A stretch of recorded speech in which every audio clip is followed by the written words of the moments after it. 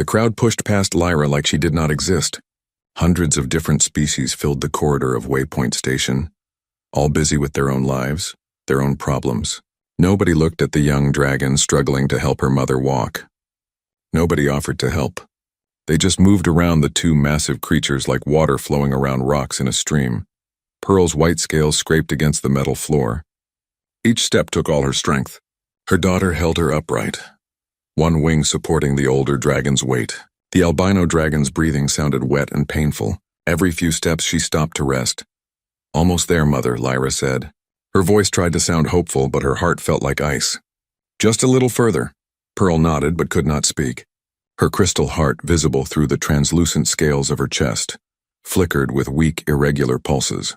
Once it had glowed bright and steady. Now it looked like a dying star. 3 medical centers had already refused to help. The first was run by the Athari, beings made of living crystal who understood technology better than anyone. Their head doctor had examined Pearl for less than 10 minutes before shaking his geometric head. "The biocrystal matrix is collapsing. We cannot reverse this process. I am sorry." The second center belonged to the Nomine, a species famous for their advanced machinery and cybernetics. They had more tools, more scanners, more everything. The result was the same. Her organic and crystalline systems are failing together. This is beyond our capability to repair. The third and final center was operated by the Quill, masters of biological science. They could regrow limbs, cure diseases, extend lifespans by centuries. But when they looked at Pearl's dying heart, they only offered sympathy. "We work with biology or technology, not both merged so completely. Your mother has perhaps 2 days. Make her comfortable. We can provide pain medication, 2 days. 48 hours. Lyra refused to accept it. That was when she remembered the cargo hauler. 3 weeks ago, she had been loading supplies at a different station. The hauler, a rough-looking Nomine with scarred metal plating, had been complaining about his ship.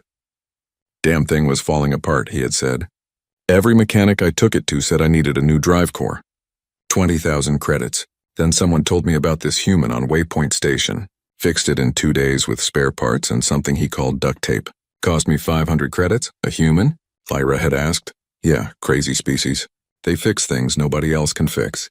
Not because they are smarter. They just think different. Weird, but it works."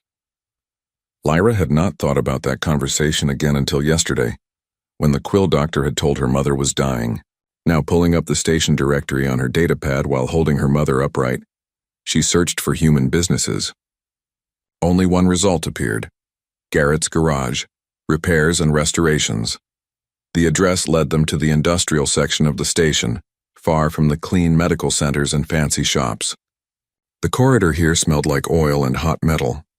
Machinery hummed behind closed doors. Pearl stumbled and Lyra caught her before she fell. "Why are we here?" Pearl whispered. Her voice sounded like wind through broken glass. "Trust me, Mother. Please just trust me." The garage door was open. Inside, the space looked chaotic. Parts of machines hung from the ceiling. Workbenches overflowed with tools Lyra did not recognize. Cables snaked across the floor. In the center of it all, someone lay underneath a small alien speeder, only their legs visible. The sound of metal on metal echoed from beneath the vehicle. Lyra cleared her throat. No response. She tried again, louder. Still nothing. Finally, she spoke loud enough to be heard over the noise. "Excuse me. I need help." The work stopped. After a moment, the person underneath the speeder rolled out on a small wheeled platform. A human male, maybe 40 years old, covered in grease and oil. He had short dark hair turning gray at the temples, tired eyes, and calloused hands. He stood up slowly, wiping his hands on a rag that looked even dirtier than his hands. He looked at Lyra. Then he looked at Pearl, who was barely standing, leaning heavily on her daughter. The human's eyes moved to Pearl's chest where her dying crystal heart flickered weakly. He stared at it for several long seconds. Lyra waited for him to tell them to leave. Waited for him to say he could not help.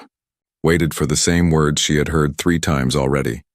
Instead, the human tossed the rag onto a workbench and walked closer. He moved carefully, not making any sudden movements that might frighten them. When he spoke, his voice was calm and steady. "That's a hell of a way to arrive for an appointment. I'm Garrett. What seems to be the problem?" Lyra felt something she had not felt in days. A tiny spark of hope. My mother is dying, she said simply. 3 medical centers told us there is nothing they can do. Her biocrystal heart is failing. She has maybe 2 days left. Lyra paused, suddenly feeling foolish. What was she doing here? This was a mechanic's garage, not a hospital. Someone told me humans can fix things others cannot. I know this sounds crazy, but I did not know where else to go. Garrett looked at Pearl again. The old dragon's white scales were dull, cracked in places. Her breathing came in short, painful gasps. The crystal heart in her chest pulsed irregularly, its light growing dimmer even as they stood there. Most beings would have stepped back, would have made excuses, would have sent them away gently but firmly. Garrett did none of these things. He walked up to Pearl and looked directly at her, not at Lyra. "Ma'am, I'm going to need to take a closer look at your heart." "May I?" Pearl managed a weak nod. Garrett moved to her side, studying the visible crystal through her scales. He did not touch her yet, just observed. His eyes were focused, intense. He tilted his head, looked from different angles. After a minute, he pulled a small scanning device from his pocket and held it near Pearl's chest. The device beeped and displayed information Lyra could not read. "How long have you had symptoms?" Garrett asked. 6 months, Pearl whispered. "But worse the last 2 weeks. Any exposure to exotic radiation? Spatial anomalies? Quantum storms?" Pearl's eyes widened slightly. "Yes, about 4 years ago. I was navigating through an unstable region of space." Garrett nodded slowly, still studying the scanner. He made a thoughtful sound in his throat, then looked up at Lyra. "Your mother's condition. The medical centers that examined her. What exactly did they say was wrong?" Lyra pulled out her datapad and showed him the reports. Garrett read quickly, his expression growing more focused with each word. When he finished, he was quiet for a long moment. "They are not wrong," he said finally. "The biocrystal matrix is failing. The cascade has already begun. Without intervention, she will not survive more than a couple of days." Lyra felt her hope dying again. Here it was. The refusal. The sympathy. The apology. But Garrett was not finished. "However," he said, looking between Lyra and Pearl, "they all made the same mistake. They treated this as a natural failure. It is not. Your mother's heart was damaged by radiation, and it has been slowly breaking down ever since. They tried to fix it like it was wearing out from age. That approach cannot work. Can you fix it?" Lyra asked, barely breathing. Garrett was quiet. He looked at Pearl again, then at his garage full of tools and parts and half-finished projects. When he spoke, his voice was serious but not unkind. "I have never worked on a Velenth before. I am a mechanic and former surgeon, not a specialist in your species' biology, but I have repaired crystalline power cores and organic systems separately. I understand how both work." He paused. "I cannot promise anything. What I can promise is that I will try if you want me to, but I need to research your species' physiology first. Understand exactly what I am dealing with. Give me 3 hours, 3 hours. Not a refusal. Not false promises. Just honesty and a willingness to try." Pearl looked at her daughter. Something passed between them. A silent conversation that only family could have. Then Pearl turned back to Garrett. 3 hours, she agreed. "We will wait." Garrett nodded once. "Rosie, we have work to do." A voice came from speakers mounted in the ceiling, female and slightly sarcastic. "A dragon. You want to repair a dragon. This should be interesting." "Not repair," Garrett corrected, already moving toward a computer terminal. "Save." Garrett typed faster than Lyra had ever seen anyone type. His fingers flew across the keyboard while screens filled with information about Velenth biology, crystalline structures, and biomechanical systems. The AI named Rosie pulled up research papers, medical journals, and technical specifications. Some documents were in languages Lyra recognized. Others used symbols she had never seen before. Pearl had collapsed onto the garage floor, too weak to stand any longer. Lyra sat beside her mother, one wing draped protectively over the older dragon's body. Every few minutes, Pearl's breathing would catch and Lyra's heart would freeze with fear. But then her mother would breathe again, and they would wait a little longer. "This is fascinating," Rosie said from the speakers. Her tone suggested she found many things fascinating, usually in a dry, academic way. The Velenth biocrystal heart is simultaneously an organic organ and a power generation system. It processes bioenergy while also creating a field that allows space survival. Truly remarkable engineering.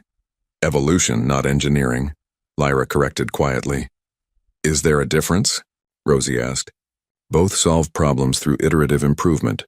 Garrett did not participate in this conversation.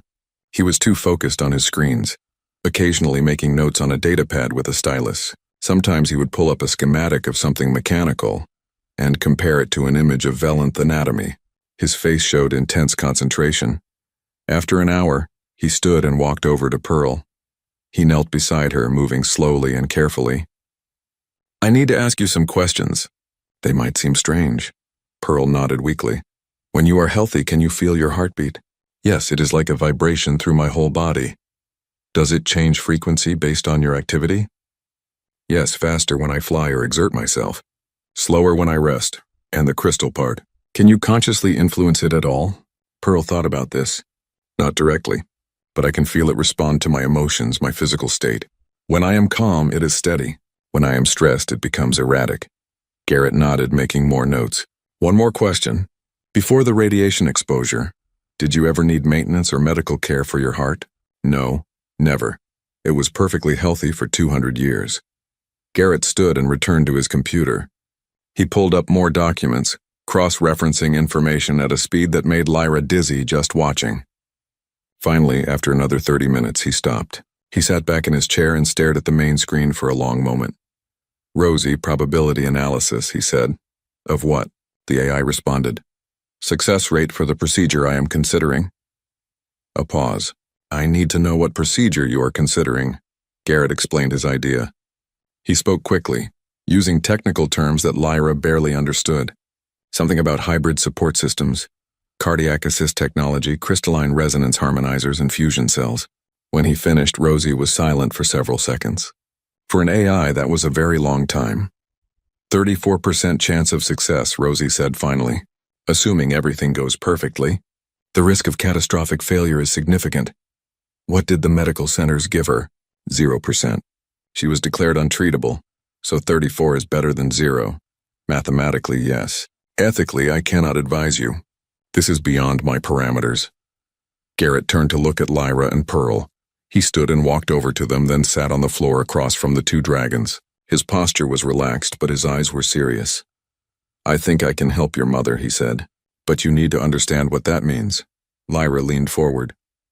Tell me everything. The radiation damaged your mother's biocrystal heart at a fundamental level.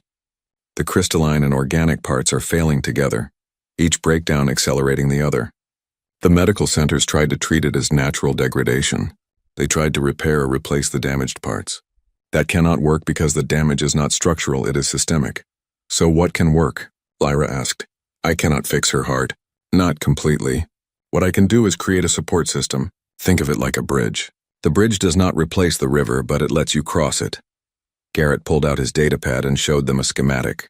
I can install a device that will assist her heart, taking over some of the functions while her natural systems continue to work. It is partly human cardiac technology and partly crystalline resonance equipment. Pearl studied the schematic with tired eyes. That is a machine. You want to put a machine in my chest? Yes, but not replacing your heart. Working with it. The human part helps pump and circulate. The crystalline part helps maintain the energy field you need for space survival. Together they support your natural heart while it heals. Can it heal? Pearl asked. Or will I need this machine forever? Garrett met her eyes honestly. I do not know. Maybe your heart will recover enough to work on its own again. Maybe the support system becomes permanent. But permanent and alive is better than the alternative. Pearl was quiet. Lyra could see her mother thinking, weighing the choice. Finally, the old dragon spoke. What are the risks? This was when Garrett's expression became even more serious. The installation has to be done while you are conscious. You will need to help regulate your own bioenergy during the procedure. I cannot lie to you, it will be extremely painful. Your body will fight the foreign technology at first. If your heart stops during installation, I cannot restart it. If the resonance frequencies do not match correctly, the crystalline parts of your biology could shatter. And the 34% success rate? Pearl asked. That is Rosie's calculation. She is usually pessimistic. But yes, there is a 66% chance this does not work. Lyra felt sick. That is terrible odds. It is, Garrett agreed. But it is better than certain death in 2 days.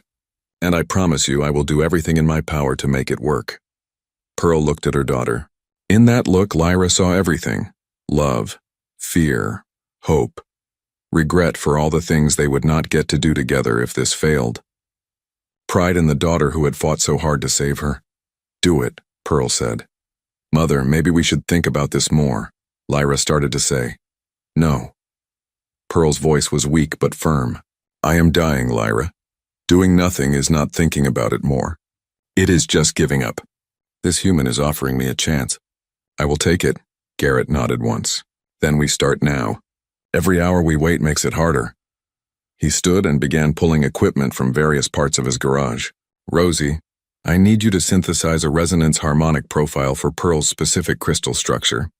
Use the scan data we collected." "Working," Rosie replied. Garrett moved through his garage with purpose, gathering what he needed.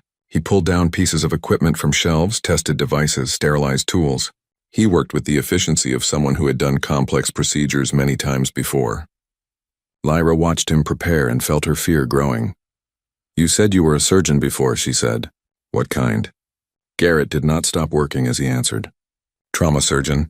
I worked in emergency medicine on Earth for 15 years. Then I worked on colony ships for another 5 years. I have probably performed 1,000 procedures under terrible conditions with inadequate equipment." He paused to test a device that hummed when activated. "But I left that life. Too much politics. Too many administrators more worried about liability than saving lives. I came here to work with machines because machines do not have bureaucracy." "But you will try to save my mother." Garrett looked at her then. "Your mother is not bureaucracy. She is someone who needs help. That is what I trained for, even if I tried to walk away from it." Something in his voice made Lyra ask the next question carefully. "Why did you really leave surgery?" Garrett was quiet for a moment. When he spoke, his voice was softer. "I lost someone, my wife. She had a condition the doctor said was incurable. They told her to make arrangements, say goodbye. I refused to accept it. I built her a custom life support system in our apartment, using equipment I bought, borrowed, or built myself. The hospital administrators found out and threatened to revoke my medical license for unauthorized treatment. What did you do?" "I quit. I took care of her myself. That system gave us 2 more years together. 2 years of talking, laughing, living. The day she finally passed, she was holding my hand, telling me she loved me. No hospital room. No machines beeping. Just us." He returned to his preparations. "I could not save her forever, but I gave us more time. Sometimes that is enough." Lyra understood then. This was not just about saving her mother. This was Garrett doing what he believed was right, regardless of the rules or the odds. Pearl's breathing became more labored. Her crystal heart flickered, dimmed, then brightened again. The cycles were becoming more erratic. Time was running out. Garrett finished his preparations and came back to Pearl. "I am ready." "Are you?" The old dragon looked at the human, then at her daughter. "Yes, then let us begin." Pearl lay on a reinforced platform that Garrett had built quickly from materials around his garage. The platform was large enough for her massive body and strong enough to support her weight. Lyra stood beside her mother, holding one of her claws. Neither of them spoke. There was nothing left to say. Garrett worked around them, placing equipment carefully. Each piece had a purpose, though Lyra did not understand most of them. There were monitors showing lines and numbers, machines that hummed at different frequencies, tools that looked medical and tools that looked mechanical. All of it was focused on saving one life. "Rosie, status check," Garrett said as he worked. Resonance harmonizer calibrated to Pearl's crystal structure. Cardiac assist device charged and ready. Fusion cell providing backup power. All systems operational. The AI paused. "I am still calculating only 34% success probability." "Noted," Garrett replied. He did not sound discouraged. He sounded focused. He came to stand beside Pearl's head. "I am going to explain each step before I do it. If you need me to stop at any point, tell me immediately. Understand?" "Yes," Pearl said. Her voice was barely a whisper now. "First, I need to create an access point to your heart. Your scales there are already thin because of your condition, but I will still need to make a small incision. You will feel pressure and some pain." Pearl nodded. Garrett took a tool that looked like a surgical laser and adjusted the settings. He pressed it against Pearl's chest where the crystal heart glowed weakly beneath her scales. The tool hummed. Pearl tensed but did not cry out. After 30 seconds, Garrett removed the tool. A small opening now showed the crystal heart directly, pulsing irregularly. Good, Garrett said. Next step. I need to attach monitoring leads directly to your heart's surface. This will feel strange but should not hurt. He took several thin wires with small pads on the ends. One by one, he carefully placed them on different parts of the exposed crystal. Each time he attached one, Pearl's breathing changed rhythm slightly. Her body was reacting to the foreign objects. The monitors around them came alive with information. Lines jumped and fell. Numbers changed rapidly. Rosie began speaking in a steady stream of data that Lyra could not follow. Heart rate erratic, bioenergy fluctuating, crystal resonance at 43% normal. Organic tissue degradation visible in the lower chambers. Garrett studied the monitors while his hands kept working. I see it. Pearl, I need you to try to calm your heart. Think about something peaceful, something that makes you feel safe. Pearl closed her eyes. After a moment, some of the lines on the monitors became slightly less chaotic. Not much, but enough. Better, Garrett said. He picked up another device, this one looking more mechanical than medical. It was about the size of a human fist, made of metal and crystal components merged together. This is the cardiac assist device. I am going to place it against your heart and secure it there. When I activate it, you will feel it begin to work with your natural heartbeat. It will be uncomfortable at first. Do it, Pearl said. Garrett positioned the device carefully against the crystal heart. He used some kind of medical adhesive to hold it in place, then attached several connectors from the device to the monitoring leads already in place. His hands were steady, precise. No wasted movements, no hesitation. Lyra, he said without looking away from his work, I need you to maintain physical contact with your mother. Place your claw on her shoulder and do not let go no matter what happens. Your bioenergy field will help stabilize hers during the activation. Lyra did as instructed. Her claw rested on her mother's shoulder, feeling the weak pulse of energy that flowed through all the length. It felt wrong, irregular, like music played with missing notes. Garrett picked up a control pad. Activating in 3, 2, 1, he pressed a button. The device on Pearl's heart hummed to life.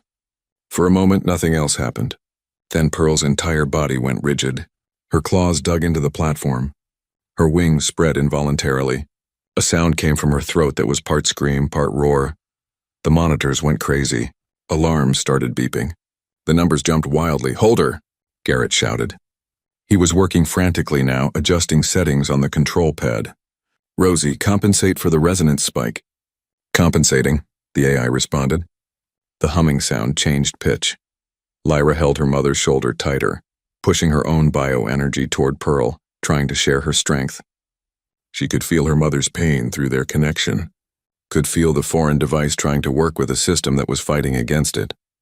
Pearl, listen to my voice, Garrett said, his tone cutting through the chaos. Your body is rejecting the device. You need to accept it. Think of it as part of you. Let it help you. Pearl's eyes opened, wild with pain and fear. Her breathing came in gasps. The crystal heart flickered rapidly, threatening to stop entirely. I cannot, she gasped.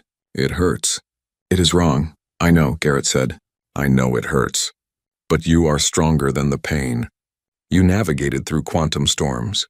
You survived exotic radiation. You raised a daughter alone. This is just one more impossible thing you can survive. Something in his words reached Pearl. Or maybe it was just the will to live. Her body relaxed slightly. The monitors showed the chaos beginning to organize into patterns, still abnormal but less catastrophic. Garrett's hands flew across the controls. Rosie, increase harmonization by 3%. That is outside safe parameters. Do it anyway. The humming changed again. Pearl groaned but did not scream.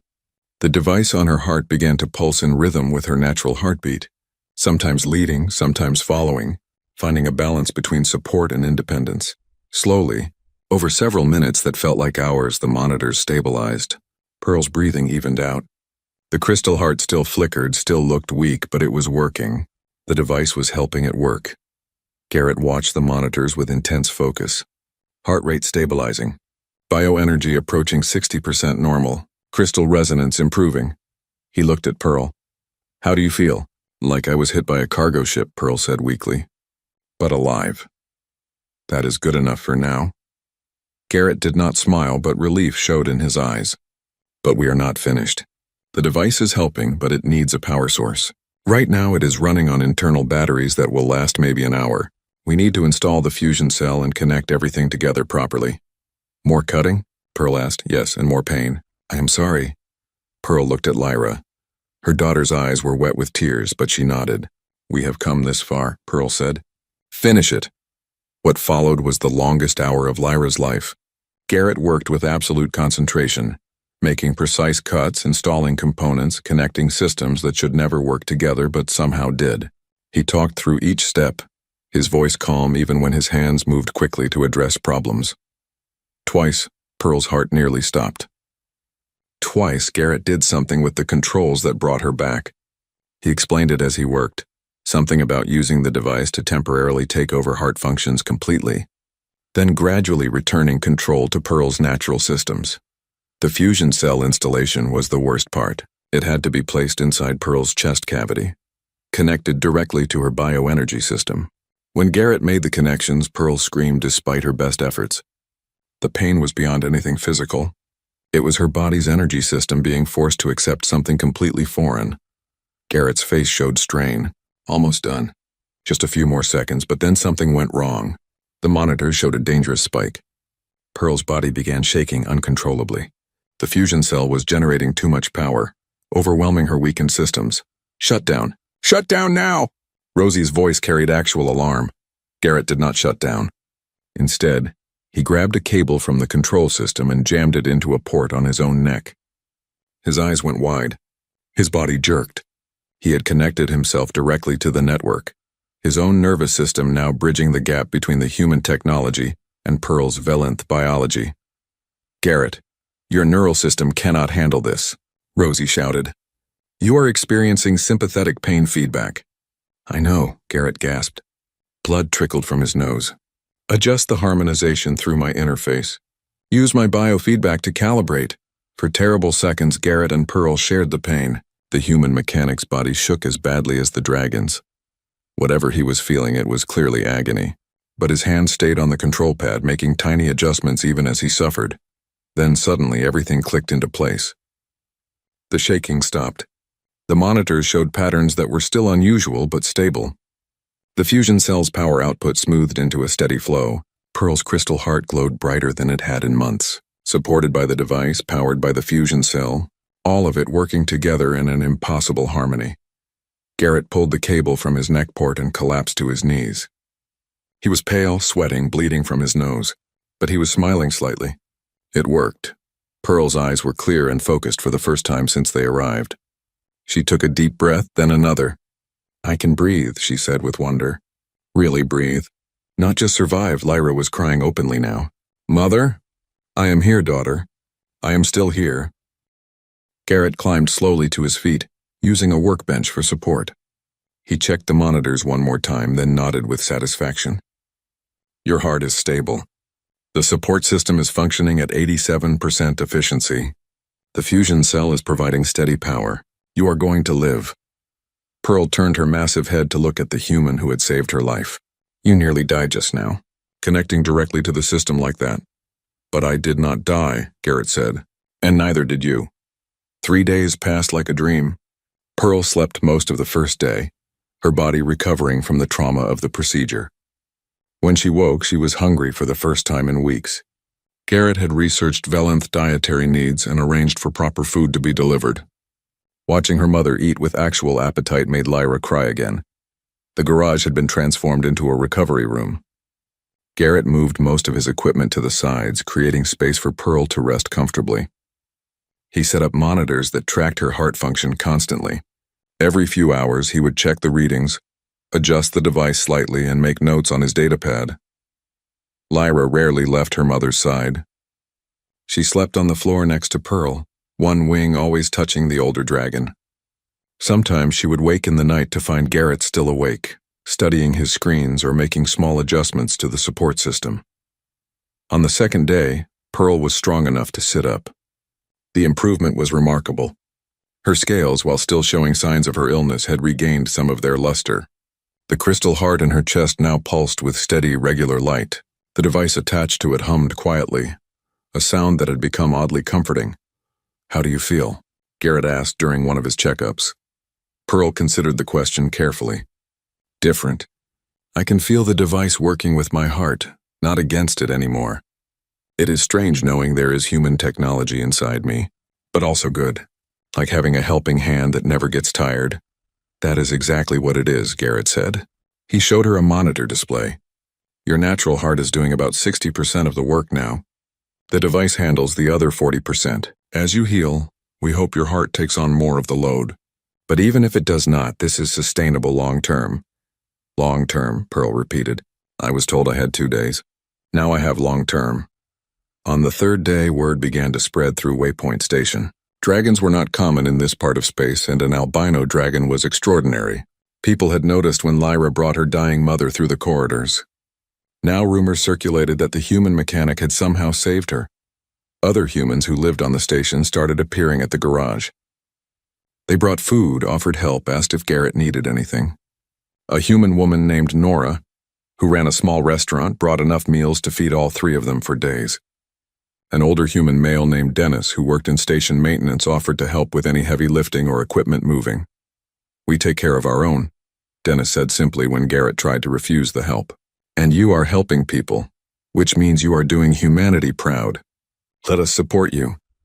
Lyra watched these interactions with fascination. The humans had a sense of community she had not seen among other species. They helped each other without expecting payment or favors in return. They were proud of Garrett not because he was making money or gaining status, but because he was doing good work. On the afternoon of the third day, a ship docked at the station. A very expensive ship, the kind that only wealthy individuals or important organizations owned. Shortly after, 3 beings entered the garage without knocking or announcing themselves. They were Athari, crystalline beings that reflected light in rainbow patterns. The lead one, whose geometric body suggested high rank, looked around the cluttered garage with obvious distaste. When they saw Pearl resting comfortably, their body language showed shock. "This is impossible," the Athari said. Their voice was melodic but cold. "We examined this patient 3 days ago. She was dying. Now she appears stable and recovering." Garrett looked up from his workbench where he was building some kind of monitoring device. "She is stable. The biocrystal heart has been supported with a hybrid assist system." "A hybrid system? Designed and installed by a human mechanic?" The Athari's tone dripped with skepticism. "We are the leading experts in crystalline biology. If we could not save her, how did you?" "Different approach," Garrett said simply. He did not stop working. "You tried to fix what was broken.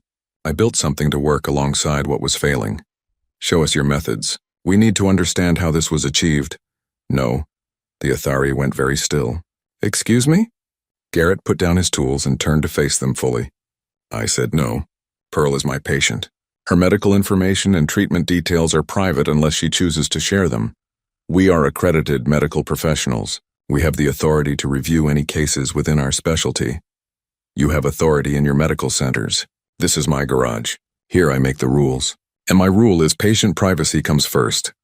The lead Athari's body began to glow with agitation. "You are being unreasonable. This could be a breakthrough for treating Velenth heart conditions across the galaxy. You cannot keep this information secret for petty reasons."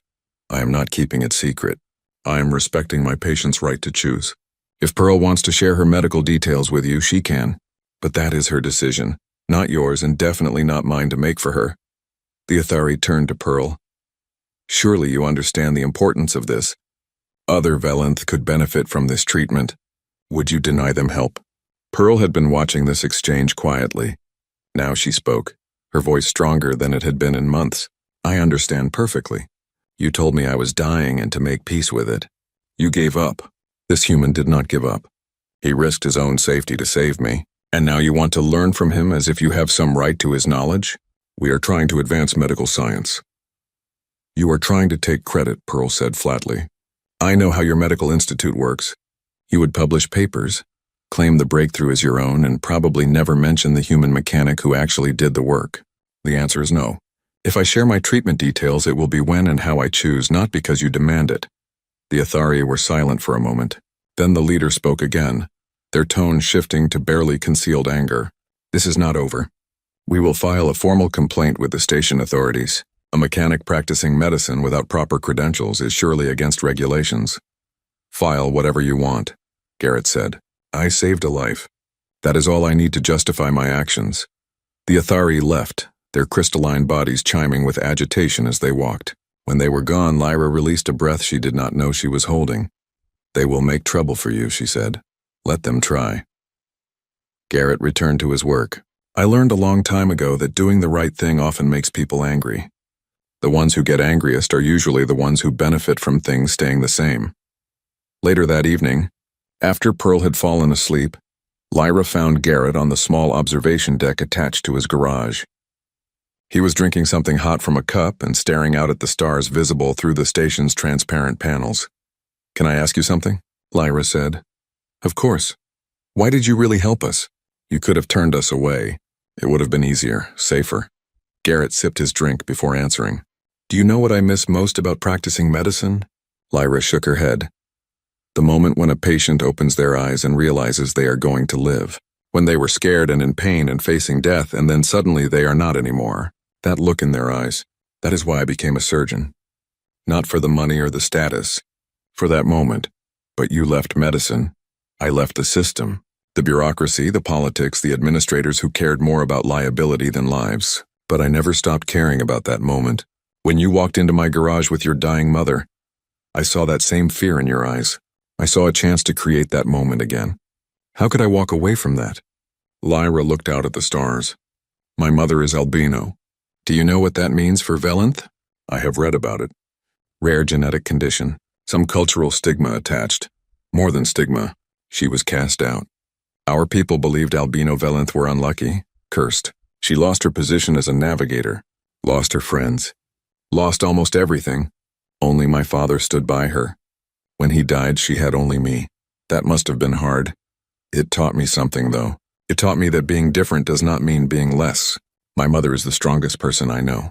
She survived prejudice, loss, illness, and now a procedure that had a 34% success rate. She survived because she never gave up, and because you did not give up on her. Garrett was quiet for a moment. Your mother is remarkable, but so are you. You brought her here when 3 medical centers said it was hopeless. That takes courage. Or desperation. Sometimes they are the same thing. Sometimes desperation gives us the courage to try impossible things.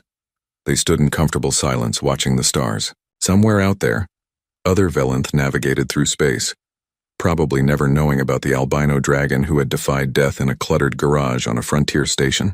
But Lyra knew, and she knew that because of one human mechanic, she still had her mother. Inside the garage, Pearl slept peacefully. Her crystal heart pulsed with steady light, supported by human technology and powered by a fusion cell that used to be a workbench battery. It should not have worked. By all logic and conventional medical wisdom, it should have failed. But it did work. Because sometimes the most important thing was not having the most advanced knowledge or the best credentials. Sometimes the most important thing was simply refusing to give up, caring enough to try and being willing to think differently. Garrett had taught Lyra that lesson without meaning to. Now watching her mother breathe easily in sleep, Lyra wondered what else this strange human might teach her if she stayed and learned from him. Garrett, she said quietly, would you teach me how to do what you do? He looked at her with surprise. You want to learn mechanics? I want to learn how to help people the way you helped my mother. I was going to be a navigator like her. But now I think I want to do something different. Something that matters. Garrett smiled, the first real smile she had seen from him. Everything matters if you care enough about it. But yes, I will teach you, on one condition. What condition? You teach me about navigation and Velenth culture. If I am going to help more of your people, I should understand them better. Deal? Lyra extended her claw. Garrett shook it with his much smaller hand. It was an awkward gesture between species with very different appendages, but it felt right. Deal, Lyra said. 2 weeks after Pearl's procedure, a luxury ship arrived at Waypoint Station. It was the kind of vessel that announced wealth and status before docking was even complete. The hull gleamed with expensive metals. The design spoke of advanced Velenth engineering. When it docked, station security cleared the surrounding area immediately. Lyra was helping Garrett organize medical supplies when Rosie announced the arrival. Incoming delegation. 5 Velenth, all showing high-rank identification codes. They are requesting an immediate meeting with Pearl. Pearl, who had been resting in the corner of the garage while reading something on a datapad, looked up sharply. Who specifically? Rosie displayed the names and titles. Pearl went very still when she saw them. The High Navigation Council. And Talon is with them. Who is Talon? Garrett asked. Someone I have not seen in 40 years. Pearl's voice carried complicated emotions. Someone who was my closest friend before I was cast out for being albino. Someone who chose their career over defending me when I needed them most. Lyra moved protectively closer to her mother. You do not have to see them. Yes, I do. The council does not travel like this unless something important is happening. Pearl stood, moving with grace that had been impossible just weeks ago. The hybrid support system in her chest hummed quietly. Let them in. 5 Velenth entered the garage moments later. 4 were clearly elders, their scales marked with patterns that indicated age and experience. The 5th was silver-scaled and moved with the dignity of someone who had spent decades in positions of authority. This was Talon. The 4 council members looked around the garage with barely concealed disdain. The 5th, Talon, looked only at Pearl.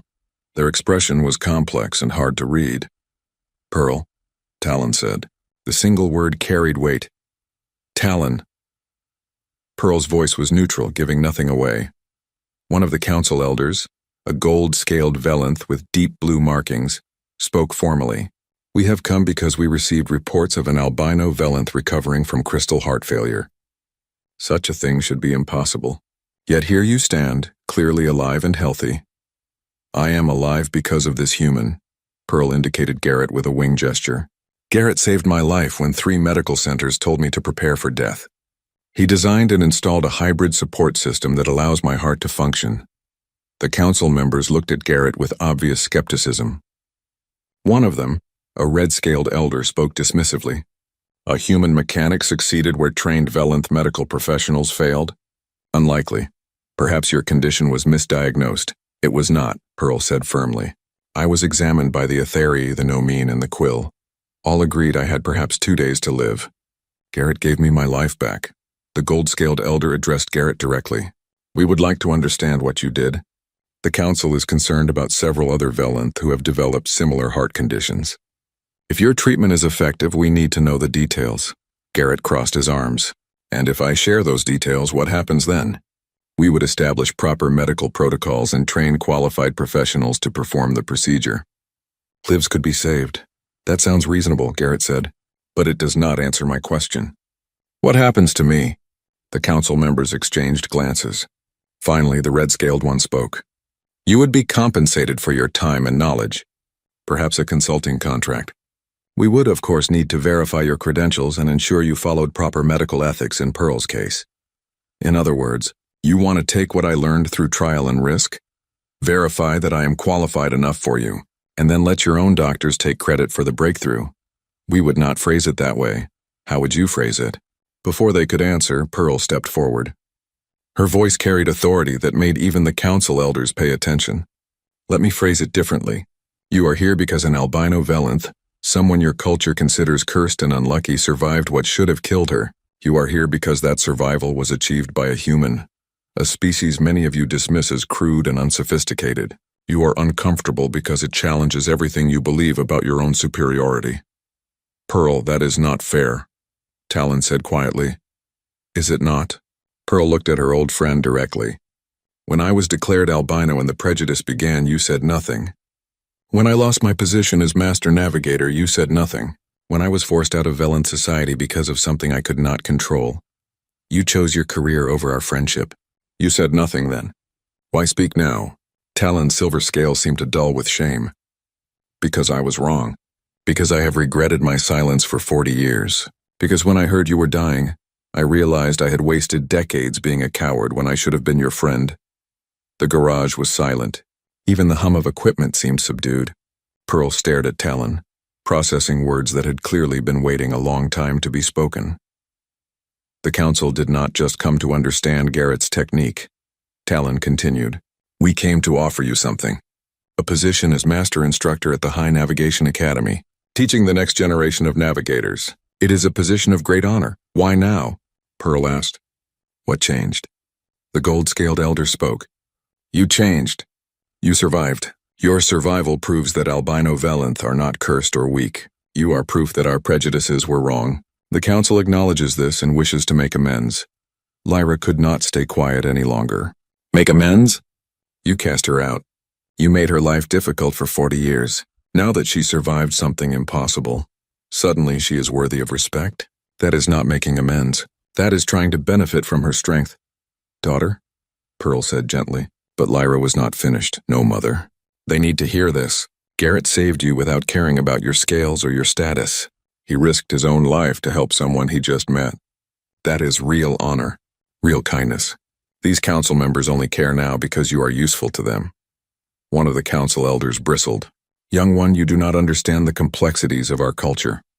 I understand perfectly, Lyra said. I understand that my mother is the strongest navigator your people have produced. I understand that her albino status made her work twice as hard for half the recognition. I understand that she raised me alone after my father died, teaching me everything she knew despite being shunned by her own kind. And I understand that none of you cared about any of that until a human showed you up. Garrett put a hand on Lyra's shoulder, not restraining, just supporting. She is not wrong, he said to the council. Pearl came to me because she had nowhere else to go. Because the advanced medical facilities of multiple species gave up on her. I am just a mechanic with some medical training, working in a cluttered garage. I succeeded because I saw Pearl as someone worth saving, not as a medical curiosity or a cultural problem. That is the difference. The red-scaled elder looked genuinely offended. You suggest we did not care about her life? I suggest you did not care enough to try harder. You saw a dying albino and thought about statistics and protocols. I saw Pearl and thought about solutions. Different priorities lead to different results.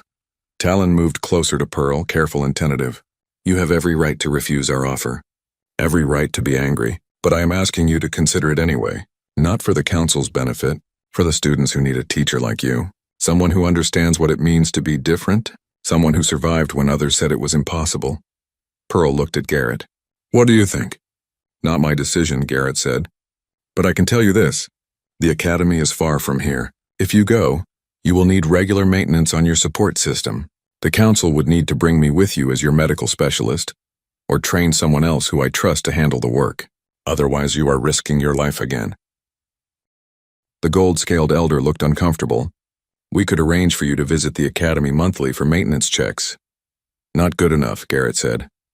The system is stable now, but it is still experimental.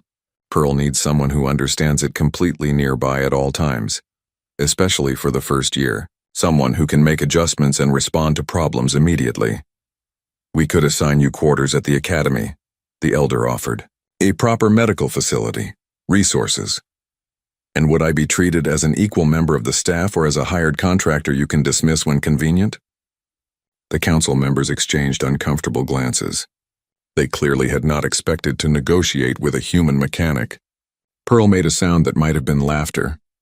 They did not expect you to have conditions, Garrett. They expected you to be grateful for the opportunity. I am grateful for opportunities that show respect. I am not grateful for being treated like a tool. Talon spoke up again. What would it take for you to agree? Name your terms.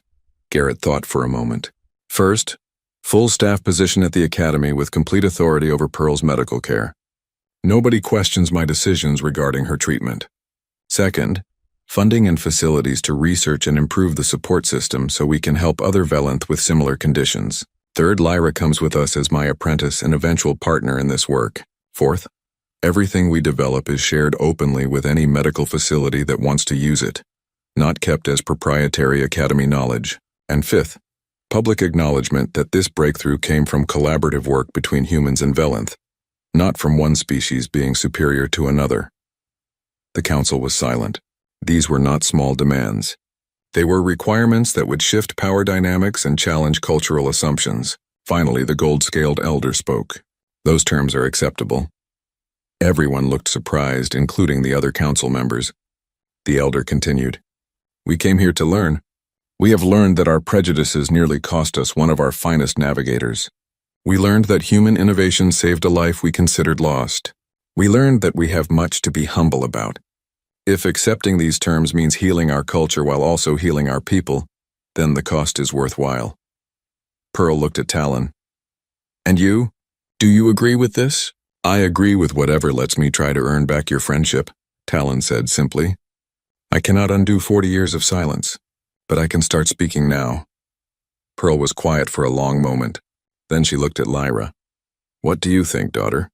You have a voice in this decision too. Lyra thought about it. Teaching at the academy would mean leaving Waypoint Station. Leaving the small community of humans who had been so kind. Leaving the cluttered garage that had become a place of miracles. But it would also mean her mother being recognized for her true worth. It would mean helping other Velenth.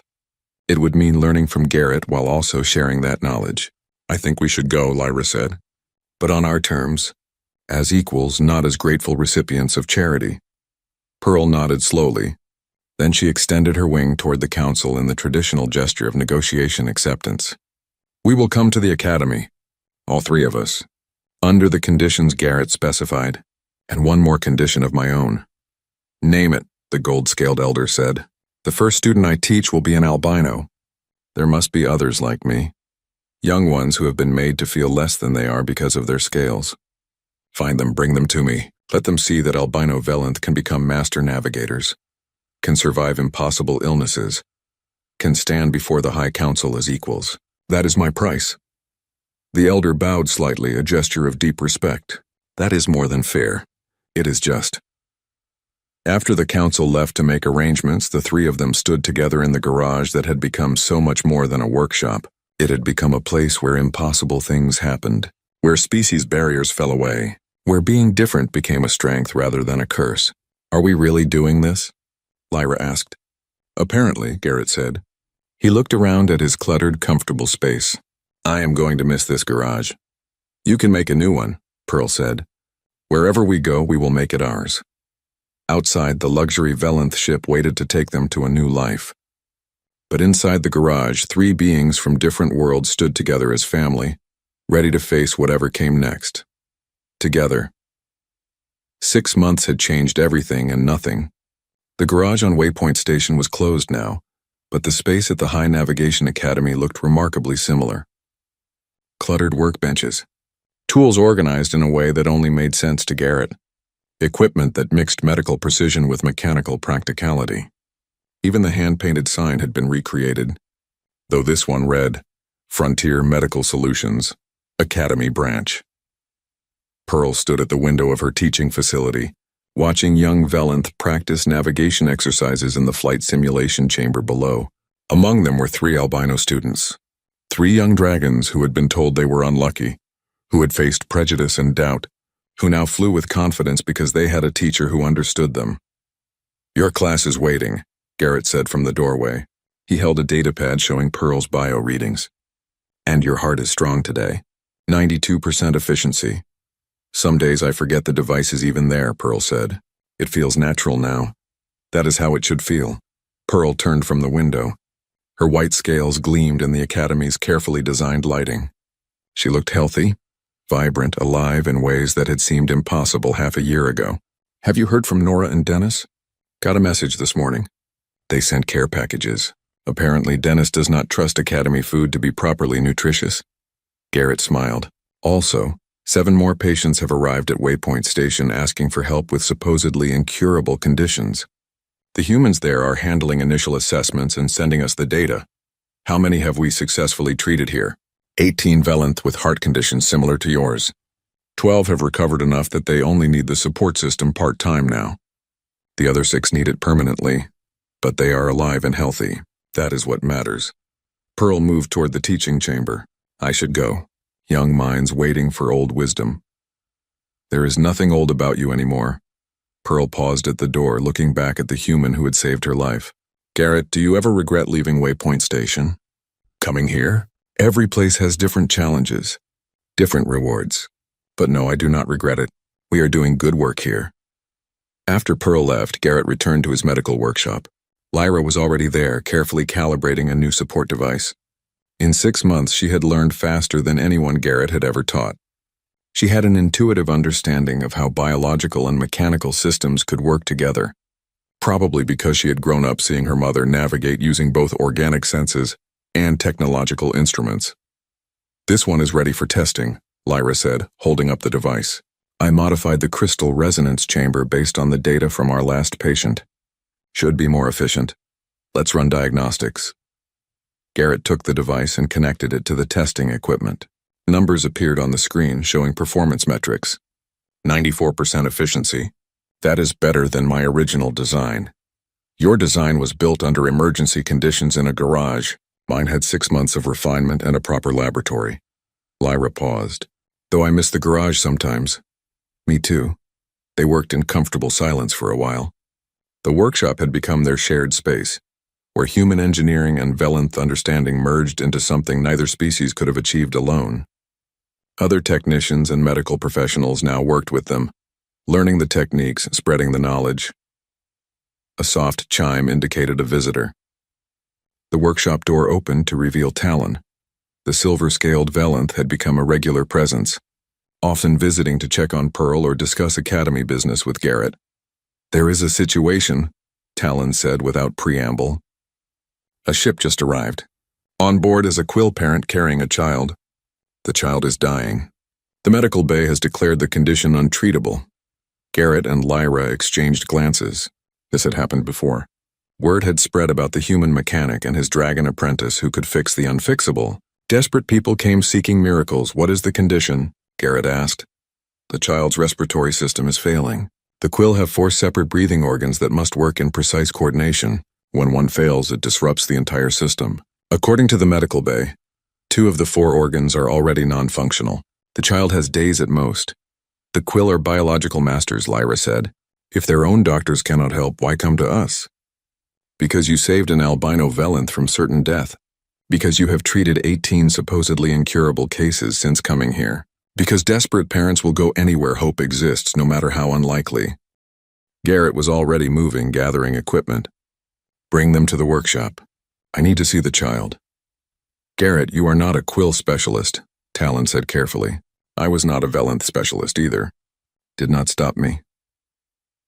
20 minutes later, a quill parent entered the workshop carrying a small child. The quill were insectoid in appearance with delicate exoskeletons and multiple limbs. The child was pale, their breathing labored and irregular. Each breath sounded wrong, like an engine misfiring. The parent spoke in the clicking, whistling language of their people. A translation device rendered their words into something Garrett could understand. Please, my child is dying. I heard you perform miracles. I need a miracle. Garrett approached slowly. I do not perform miracles. I solve problems. May I examine your child? The parent nodded frantically. Garrett began his examination, using scanners and his own trained observation. Lyra watched carefully, learning as she always did. The child's 4 respiratory organs were visible through the translucent sections of their exoskeleton. 2 were completely still. The other 2 were working frantically, trying to compensate. Rosie, I need a comparative analysis, Garrett said. The AI had been installed in the Academy workshop, much to her apparent satisfaction at finally having proper computing resources. Accessing quill biological databases, Rosie responded. The child's condition is classified as cascade respiratory failure. Once 2 organs fail, the remaining 2 cannot sustain life for more than 72 hours. No treatment has proven effective. Why do the organs fail? The quill respiratory system requires precise chemical balancing between all 4 organs. When one fails, it releases toxins that poison the others. It is a design flaw in their evolution. A design flaw, Garrett repeated thoughtfully. He studied the scans more carefully. What if we do not try to fix the failed organs? Lyra looked at him. What do you mean? The quill system needs 4 organs for chemical balance. But what if we provided that balance externally? A device that filters the toxins and maintains the chemical equilibrium, allowing the 2 healthy organs to function without the interference of the failed ones. That would require understanding quill biochemistry at a level beyond our expertise, Lyra said. We have databases. We have experts we can consult. We have the Academy's resources. Garrett looked at the dying child, then at the desperate parent, and we have a reason to try. What followed was 36 hours of intense work. Garrett contacted specialists across 3 species, pulled research from a dozen sources, and designed a device that had never existed before. A biochemical filter and balancer, small enough to implant in a child, sophisticated enough to maintain the delicate chemical equilibrium that Quill needed to breathe. Lyra worked beside him the entire time, her understanding of biological systems proving crucial. She could see patterns in the data that Garrett missed, could suggest modifications that improve the design. They argued, collaborated, and created something entirely new together. Pearl stopped by occasionally, bringing food and encouraging words. Talon coordinated with other Academy resources, providing whatever they needed. Even some of the council members visited, watching the work with obvious interest. "They are betting whether you will succeed," Pearl told Garrett during one break. "What are the odds?" 40%. Better than you had with me." Garrett smiled tiredly. "We are improving." The installation procedure was complex but went smoothly. The Quill child's body accepted the device, and within hours their breathing normalized. The two functioning organs worked efficiently now, supported by the external chemical balancer. The child woke up, looked at their parent, and made a clicking sound that the translator identified as laughter. The parent broke down, holding their child and making grateful sounds that needed no translation. Garrett and Lyra left them alone, stepping out into the hallway. Both were exhausted but satisfied. Another impossible case solved. Another life saved. "We are getting better at this," Lyra said. "We have a good team, and we are learning from each case." "Do you think there is a limit? A point where we will find something we truly cannot fix?" Garrett considered this. "Probably, but I would rather fail trying than never try at all. And every time we succeed, we learn something that helps with the next impossible case." Over the following months, more patients arrived. A Nomine with a cybernetic rejection condition, an Athari whose crystal structure was fragmenting, a human colonist with a disease no one had seen before. Each case was unique. Each required new thinking, and each taught them something valuable. The workshop expanded. Other technicians and doctors joined, trained by Garrett and Lyra. The techniques they developed spread to other facilities. What had started in a cluttered garage on a frontier station was becoming a new approach to medicine across multiple species. Pearl's teaching was thriving too. Her students learned not just navigation but also resilience, not just technical skills but also the value of being different. The 3 albino students she had insisted on teaching were among her best, proving that prejudice had wasted talent for generations. Talon and Pearl's friendship had slowly rebuilt itself, not the same as it had been 40 years ago, but something new and perhaps stronger, built on honesty and acknowledgement of past mistakes. One evening, nearly a year after arriving at the academy, the 3 of them stood together at the observation window. Below, ships came and went, carrying students, patients, supplies, and hope. "Do you remember what you told me when you first came to my garage?" Garrett asked Pearl. "You said you were dying and needed a miracle." "I remember. You said you did not perform miracles, only solved problems. I was wrong. What we do is miraculous. Not because we have magic or superior knowledge, but because we refuse to accept impossible as a final answer." Lyra looked at the ships below. "Another patient arrives tomorrow. A species we have never treated before. The condition is supposedly incurable. Then we will learn about their biology," Garrett said. "Design something new. Try something different.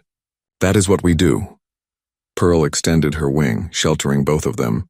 The gesture had become natural, a sign of their family bond. "I was dying in that corridor on Waypoint Station. Too weak to walk. Nobody helping. Nobody caring. Then you cared, Garrett. You, a stranger from a different species who had no reason to risk anything for me. You cared anyway. You were worth caring about. So are all of them." Pearl indicated the stars beyond the window. "Every patient who comes here desperate and afraid. Every child who should not survive but might if we try hard enough. Every person that conventional medicine has given up on. They are all worth caring about. That is why we do this," Lyra said. "Not for fame or recognition. Not to prove we are smart. Because they are worth it."